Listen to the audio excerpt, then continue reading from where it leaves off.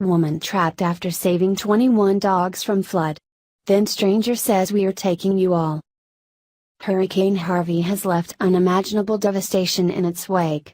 Hundreds of thousands of people have been displaced, and some have even lost their lives. As we hear stories of the destruction and terror, our hearts break for those who are suffering. Yet, in the midst of the darkness, there is always hope.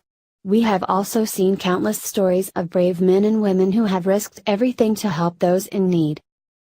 One such woman is Betty Walter. As the flood waters rose in her neighborhood, she realized many pets had been left behind by fleeing neighbors. Betty wasn't about to let those animals die. She went around the neighborhood rescuing trapped dogs, taking them to her house to wait at the storm. As the waters rose, Betty and the 21 dogs she had saved huddled in her attic. They were there for 14 hours, unsure of what might happen and if they would make it out alive. That's when William Beasley came by. William, his wife, and some friends had been traveling around Houston rescuing animals all day. When they found Betty, they helped her load the dogs into their boat so they could take them to safety.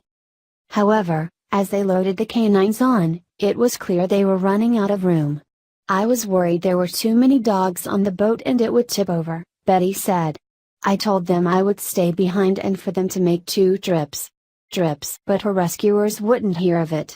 They said no, we are taking all and you, Betty recalled. There was no place for any humans on the boat, but the rescuers carefully guided the craft through the water that was at times over their heads, and to safety. Their selflessness and heroism saved countless lives, and we know the courage, compassion, and resilience they displayed that day is something Betty will never forget. We applaud these brave men and women for their incredible acts of courage in the midst of such a frightening time.